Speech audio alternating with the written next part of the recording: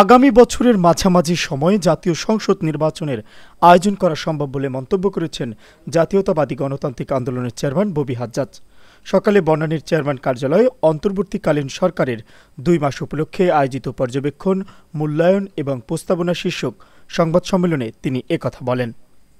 কেউ যদি বলে যে তারা নির্বাচন চায় না, তাহলে সে গণতন্ত্র বিরোধী। গণতন্ত্র বিরোধী হলে আমরা তার বিরোধী ভাই, কেউ যদি বলে।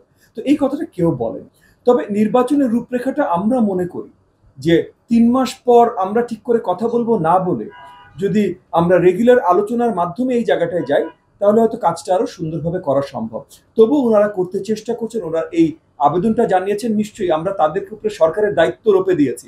3 মাস তাদেরকে দিতে পারবো না, নিশ্চয়ই দিতে পারবো এবং দিচ্ছি।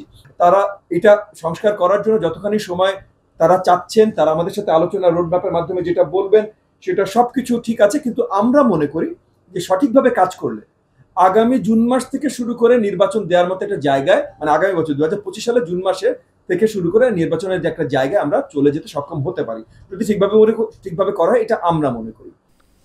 এ সময় এনডিএম চেয়ারম্যান আওয়ামী লীগ সরকারের অপকর্মের সহযোগী জাতীয় পার্টির সহ 14 দলকে নিষেধাজ্ঞার আওতায় আনার আহ্বান জানান এবং রাষ্ট্রপতির অপসারণ সরকারের নিজস্ব বিষয় বলে অভিমত ব্যক্ত করেন। জাতীয় পার্টির কথা আমরা বারবার করে পরিষ্কার করেছি যে 2014 নির্বাচন থেকে শুরু করে এই 5 অগস্ট 2024 পর্যন্ত আওয়ামী ফ্যাসিবাদদের সকল দুষ্কৃতিকারী কর্মকাণ্ডে কোনো না কোনো ভাবে জাতীয় পার্টির সহযোগিতা ছিল।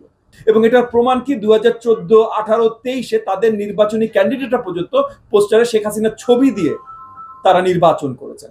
সো যারা শেখ হাসিনার ছবি দিয়ে নির্বাচন করেন সেটা শেখ হাসিনারই পার্টি, এবং আমরা কিন্তু শেখ হাসিনারই বিরোধিতা করছি, শেখ হাসিনার ফ্যাসিজমের বিরোধিতা করছি। তাহলে এটাতে যারা সহযোগী ছিল তাদেরও আমরা বিরোধিতা করছি। সো এই যে 14 দল সহ শেখ হাসিনা, আওয়ামী লীগ, 14 দল সহ জাতীয় পার্টিও এখন এই যে নিষেধাজ্ঞা লিস্টে আসা উচিত বলে আমরা মনে করি। সংবাদ সম্মেলনে এনডিএম এর কেন্দ্রীয় নির্বাহী কমিটি, যুব আন্দোলন ও ছাত্র আন্দোলনের নেতৃবৃন্দ উপস্থিত ছিলেন। Mohammad Shafiqul Islam, Asian television.